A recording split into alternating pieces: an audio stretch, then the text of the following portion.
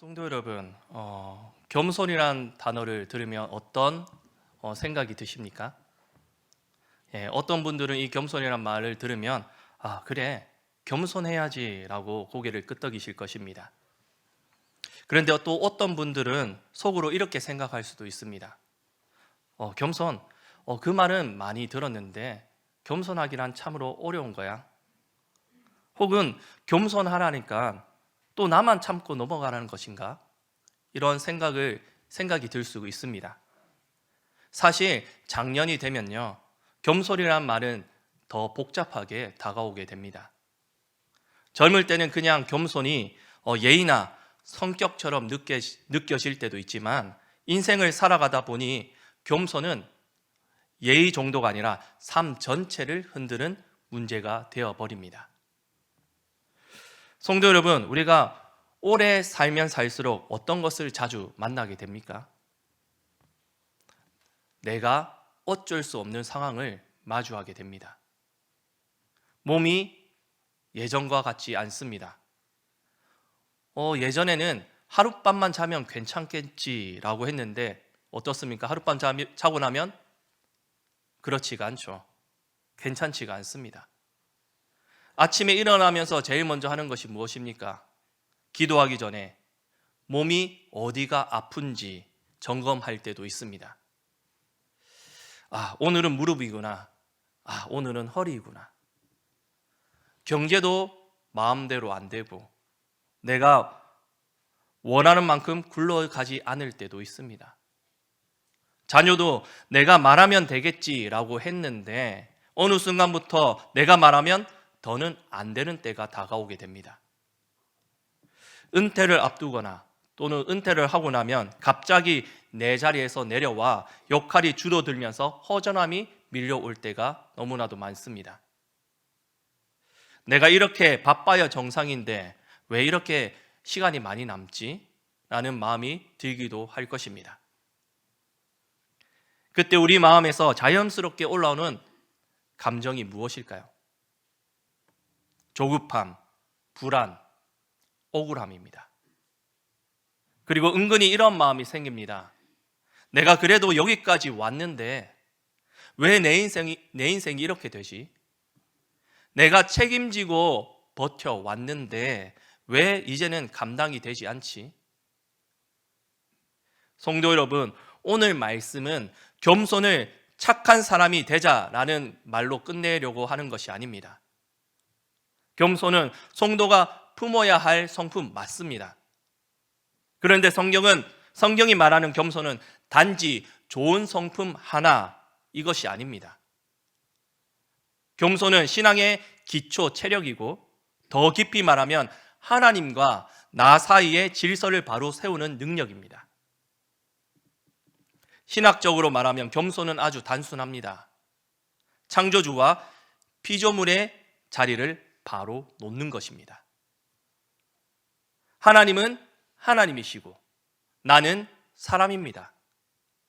이걸 인정하는 것이 바로 겸손인 것입니다. 성도 여러분, 죄가 무엇입니까? 죄는 단지 나쁜 행동이 아닙니다. 죄의 뿌리는 내가 하나님 자리로 올라가려는 마음입니다. 내가 주인 노릇 하려는 그러한 마음입니다. 그래서 성경의 구원은 무엇입니까?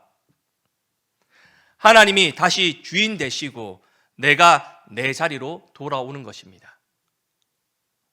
그러니 겸손은 구원받은 사람에게 자연스럽게 나타나는 바로 인격의 모습인 것입니다. 은혜 받은 사람에게 나타난 대표적인 표지가 바로 겸손인 것입니다. 그래서 성도 여러분, 겸손은 나를 깎아내리는 태도가 아닙니다. 겸손은 사람 눈치를 보며 나를 낮추는 비굴함도 아닙니다. 겸손은 하나님 앞에서 진실해지는 것입니다. 주님, 저는 주님이 아닙니다. 저는 한계가 있습니다. 저는 돌봄이 필요합니다. 이러한 고백을 할 줄 아는 것이 바로 겸손인 것입니다. 재미있는 것은 현장에서는 이러한 겸손이 오히려 실력으로 보인다라는 것입니다. 정말 일을 아는 사람들은 함부로 설치지 않습니다. 안전수칙을 우습게 보지 않습니다. 내가 다 알아 이렇게 큰 소리 치지 않습니다. 오히려 경험이 깊은 사람일수록 기본을 지키고 원칙을 지키고 이건 확인하고 가자 이렇게 말하는 사람들입니다. 신앙도 똑같습니다. 신앙의 기본값, 원칙 중에 원칙이 무엇입니까? 내가 주인이 아니라는 그런 원칙입니다. 성도 여러분, 겸손은 결국 내가 누구냐를 정확히 아는 성품인 것입니다. 나는 하나님이 아니고 내 인생의 주인이 아니고 나는 피조물이고 그래서 나는 하나님 앞에서 배우고 또 의지하고 하나님께 맡길 줄 아는 사람이라는 것, 그것을 아는 것이 겸손인 것입니다. 오늘 본문은 겸손을 아주 현실적으로 말하고 있습니다. 관계 속에서, 상황 속에서, 미래 앞에서 겸손이 어떻게 성품으로 드러나고 어떻게 신앙을 제대로 작동하게 하는지 말해주고 있습니다. 오늘 말씀을 들으실 때 이렇게 붙잡으시면 좋겠습니다. 겸손은 착해지자 이것이 아니라 내 인생의 주인을 다시 모시자입니다. 내가 움켜쥐고 있던 것, 그것을 모두 하나님께 내어드리는 것이고 그때 하나님이 은혜로 우리를 붙드시는 것입니다. 오늘 말씀의 시작은 이렇게 시작하고 있습니다. 서로 겸손으로 허리를 동이라. 성도 여러분, 한번 5절 말씀을 다시 한번 더 읽어볼까요? 젊은 자들아, 이와 같이 장로들에게 순종하고 다 서로 겸손으로 허리를 동이라. 하나님은 교만한 자를 대적하시되 겸손한 자들에게는 은혜를 주시느니라. 아멘. 여기서 베드로가 먼저 말하고 있는 겸손은 어디에서부터 시작되고 있습니까? 관계입니다. 신앙은 머리로만 하는 것이 아닙니다. 신앙은 교회 안에서만 있는 것이 아닙니다. 신앙은 결국 사람 사이에서 드러나게 되어 있습니다. 하나님을 믿는다고 하면서 가정에서, 일터에서, 교회 안에서 내가 그대로라고 한다면 그건 신앙이 잘 작동하고 있지 않다라는 것입니다. 베드로가 허리를 동이라 이렇게 말하였습니다. 이 말은 참으로 현실적인 표현입니다. 허리는 언제 맵니까? 허리띠는 언제 합니까? 움직일 때 맵니다. 뭔가를 감당해야 할 때 맵니다. 그러니까 겸손은 가끔 좋은 마음을 내는 것이 아니라 사람을 대할 때 매일 단단히 묻고 나가는 기본 태도라는 것입니다. 그러면 관계에서 겸손은 무엇입니까? 한 문장으로 정리하면 이것입니다. 나도 틀릴 수 있음을 인정하는 성품. 그리고 더 구체적으로는 나는 완벽하지 않으며 도움이 필요한 사람임을 인정하는 용기입니다. 성도 여러분, 우리 관계에서 왜 자꾸 뻣뻣해질까요? 가정에서도, 교회에서도, 일터에서도 왜 자꾸 소리가 날까요? 현장에 계신 분들은 알 것입니다. 기계가 뻑뻑해지면 어떻습니까? 소리가 납니다. 마찰음이 납니다. 열이 오릅니다. 그리고 결국에는 고장이 나게 되어 있습니다. 왜 그렇습니까? 윤활유가 부족하기 때문입니다. 사람 관계도 비슷합니다. 말이 자꾸 거칠어지고 얼굴이 굳어지고 작은 말에도 왜 이것이 붙고 사소한 일에도 툭툭 걸리고 그것은 윤활유가 말라서 그렇습니다. 그 윤활유가 무엇입니까? 바로 겸손입니다. 겸손은 내 말이 틀렸다는 걸 무조건 인정하는 것이 아닙니다. 겸손은 진리를 버리는 것이 아닙니다. 겸손은 내가 옳다라는 마음보다 더 먼저 내가 하나님이 아니다, 이것을 기억하는 성품입니다. 성도 여러분, 관계에서 마찰음을 만든다는 건 큰 사건이 아닐 때가 너무나도 많습니다. 대부분 이런 말에서 시작됩니다. 내가 해봐서 아는데, 아니 그건 아니지, 내가 지금까지 이렇게 살아왔어, 내 말대로 해. 여러분, 이 말이 항상 틀렸다라는 뜻이 아닙니다. 경험은 귀한 것입니다. 어른의 경험은 공동체의 자산입니다. 그런데 문제는 이 말이 상대의 마음을 닫게 만들 때가 있습니다. 그 순간 그 관계는 멈추게 되는 것입니다. 대화는 끝나고 사람은 점점 멀어집니다. 그래서 베드로가 아주 중요한 균형을 잡고 있습니다. 젊은 자들아, 장로들에게 순종하라. 맞습니다. 그런데 그 다음이 더 중요합니다. 다 서로 겸손하라. 이 말은 무엇입니까? 젊은 사람만 배우는 것이 아니다. 어른도 배운다. 경험 많은 사람만 가르치는 것이 아니다. 경험 많은 사람도 겸손으로 공동체를 살려야 한다. 이러한 뜻입니다. 교회는 사람이 모인 곳입니다. 그래서 교회 안에서도 생각이 다 다를 때가 너무나도 많습니다. 방식이 다를 때가 있고, 말이 조금만 어긋나도 마음이 상할 때가 있습니다. 그런데 문제는 의견이 다른 것, 그것 자체가 아니라 그 의견을 붙잡고 있는 방식입니다. 내가 옳다는 마음이 앞서면 그 순간부터 우리는 어느새 하나님의 뜻을 찾기보다 내 뜻을 관철하는 사람이 되기 쉽습니다. 더 무서운 건 이런 것입니다. 우리는 교회를 위해서, 질서를 위해서, 원칙을 위해서라고 말하면서도 어느 순간 내 마음속 깊은 곳에는 사실 내가 인정받고 싶다, 내 말이 먹혀야 한다, 내가 맞아야 한다, 이것이 숨어 있을 수가 있습니다. 성도 여러분, 이게 바로 교만이 아주 신앙적인 옷을 입고 들어오는 방식입니다. 그래서 겸손이 필요한 것입니다. 겸손은 교회 안에서 내가 틀릴 수도 있다라는 말을 할 수 있는 성품입니다. 겸손은 내 의견을 버리라는 것이 아닙니다. 겸손은 내 의견을 하나님 앞에 내려놓고 공동체를 살리고 사랑을 지키려는 성품입니다. 성도 여러분, 겸손은 비굴함이 아닙니다. 겸손은 내가 틀릴 수 있다를 말할 수 있는 성숙함입니다. 진짜 어른의 실력인 것입니다.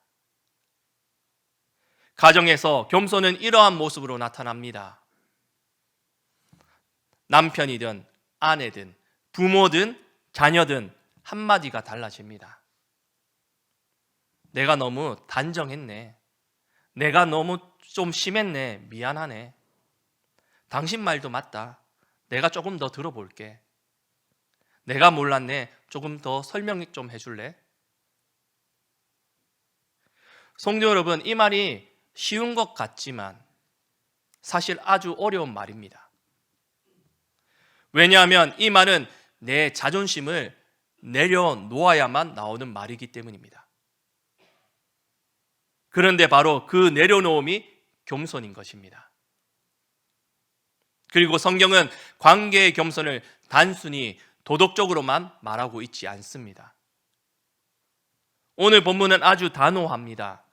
하나님은 교만한 자를 대적하신다. 여러분, 이 말은 너무나도 무섭습니다. 교만은 성격이 세다라는 정도가 아닙니다. 교만은 하나님 앞에서 내가 주인이 되려는 태도입니다. 그래서 하나님이 대적하십니다. 그런데 동시에 이렇게 말합니다.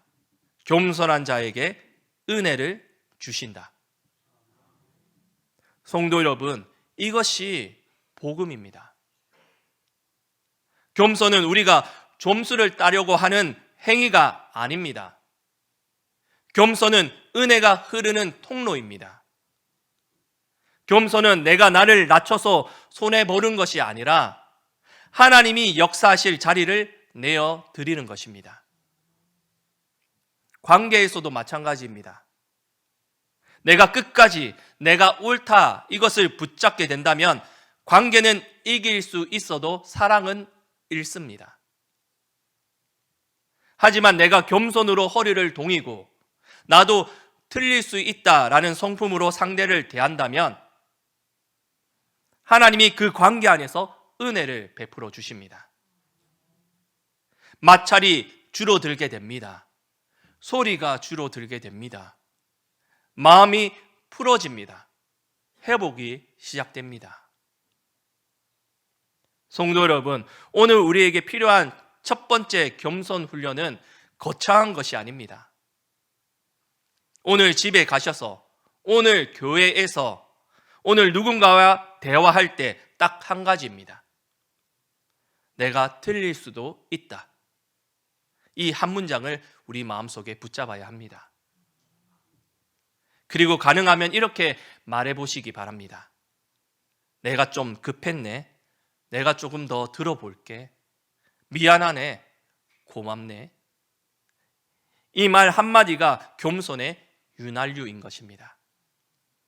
그리고 그 윤활유를 바를 때 하나님이 우리 관계 가운데 은혜를 부으시는 것입니다. 그런데 성도 여러분, 겸손은 사람 사이에서만 드러나는 것이 아닙니다. 겸손은 내 인생이 뜻대로 되지 않을 때 상황 앞에서 더 깊이 드러나게 됩니다. 오늘 본문 6절은 이렇게 말하고 있습니다. 그러므로 하나님의 능하신 손 아래에서 겸손하라. 때가 되면 너희를 높이시리라. 성도 여러분, 여기서 말하는 겸손은 무엇입니까? 한 문장으로 말하면 이겁니다. 지금 내 삶이 하나님의 손밖이 아니라는 것을 인정하는 성품. 내 계획이 어그러지고 내 마음이 흔들리고 내 손이 미치지 않는 일이 생길 때 주님, 그래도 주님 손 아래에 있습니다 라는 고백을 하는 것이 겸손인 것입니다. 작년이 되면 이러한 순간들이 많아지게 됩니다. 몸이 예전 같지 않습니다. 병원에 가면 어떤 말을 듣습니까? 관리하세요. 이 한마디로 끝나는데 어떻습니까? 그 관리가 너무나도 어렵습니다. 일도, 경제도, 관계도 내가 마음먹은 만큼 쭉쭉 가지 않을 때가 너무나도 많습니다. 그때 마음속에 이런 말이 밀려옵니다. 왜 하필 나입니까? 왜 이렇게 막히게 하십니까? 내가 뭘 더 해야 합니까? 성도 여러분, 이렇게 질문할 수 있습니다. 눈물도 괜찮습니다. 문제는 그 자리에서 내가 하나님께 따지며 주인 노릇하려는 방향으로 가는 것입니다. 하나님이 하나님 되시는 자리를 내가 밀어낸다면 마음이 더 불안해지고 더 거칠어집니다. 본문은 우리를 한 자리로 부릅니다. 하나님의 능하신 손 아래. 여기서 능하신 손이라는 말은 하나님의 주권입니다. 내 삶이 우연이 아니라라는 뜻입니다. 내가 놓쳐서 존재하는 것이 아니라는 뜻입니다. 지금 낮아진 자리 같아도 하나님이 내 인생을 놓치지 않으셨다라는 뜻입니다. 현장에서도 그렇습니다. 설계 도면을 다 이해하지 못해도 함부로 그 설계 도면대로 하지 않고 바꾸게 된다면 어떻습니까? 사고가 나게 됩니다. 왜 그렇습니까? 그 설계도를 그린 사람은 그 전체를 보고 그 설계도면을 그렸기 때문입니다. 성도 여러분, 인생 전체를 보시는 분이 바로 하나님이십니다. 그래서 상황 앞에서 겸손은 이런 모습으로 나타납니다. 주님, 제가 다 이해하지는 못하지만 주님이 오르십니다. 주님, 원망이 올라오지만 제 입술을 지켜 주십시오. 주님, 제 뜻을 관철하는 마음을 내려놓고 주님의 뜻을 구하게 하여 주시옵소서. 성도 여러분, 교회가 무엇을 결정할 때 혹은 어떤 일이 진행되려고 할 때 내 생각대로 안 될 수가 있습니다. 그때 우리 안에 쉽게 올라오는 것이 뭐냐면 서운함과 비교입니다. 왜 내 의견은 안 받아주나? 왜 저 사람 말은 그대로 되나? 그 순간 우리의 마음은 어느새 하나님의 뜻을 구하기보다 내 자리를 지키려는 싸움으로 흘러갈 수가 있는 것입니다. 상황 속 겸손은 그때 이렇게 멈춰서는 성품입니다. 주님, 교회도 주님 손 아래에 있습니다. 내 마음도 주님 손 아래에 두겠습니다. 성도 여러분, 이런 겸손이 있을 때 하나님이 약속하십니다. 때가 되면 너희를 높이시리라. 우리가 높아지려 애쓰는 높임이 아니라 하나님이 세우시는 높임입니다. 하나님이 주시는 회복입니다. 하나님이 주시는 평안입니다. 오늘 혹시 마음이 막히고 눌린 분이 계십니까? 오늘 이 한 문장을 붙드시기를 바랍니다. 나는 하나님의 능하신 손 아래에 있다. 그 고백이 상황 속 겸손이고 그 자리에 하나님이 주시는 은혜인 것입니다. 그런데 성도 여러분, 상황도 어렵지만 사실 더 무서운 것은 미래입니다. 미래는 내가 붙잡을 수 없기 때문입니다. 본문 7절이 그 자리에서 겸손을 가르칩니다. 너희 염려를 다 주께 맡기라. 이는 그가 너희를 돌보심이라. 성도 여러분, 여기서 겸손은 아주 현실적입니다. 겸손은 마음가짐으로만 끝나지 않습니다. 겸손은 행동입니다. 어떤 행동입니까? 맡기는 행동입니다. 그런데 우리는 맡기지 못합니다. 왜 그렇습니까? 염려가 많아서가 아니라 사실은 마음속 깊은 곳에서 내가 주인 노릇하고 싶기 때문입니다. 염려는 단지 성격이 아닙니다. 염려는 종종 내가 다 책임지겠다라는 마음에서 나오게 됩니다. 자녀의 앞날, 내 건강, 내 노후, 내 가정, 내가 끝까지 다 책임질 수 있습니까? 책임질 수 없습니다. 그런데도 우리는 마음으로 꽉 붙잡고 있습니다. 그래서 마음이 무너지는 것입니다. 본문은 단순히 염려하지 말라 이렇게 말하고 있지 않습니다. 맡겨라 라고 말하고 있습니다. 그리고 맡길 이유를 붙입니다. 이는 그가 너희를 돌보심이라.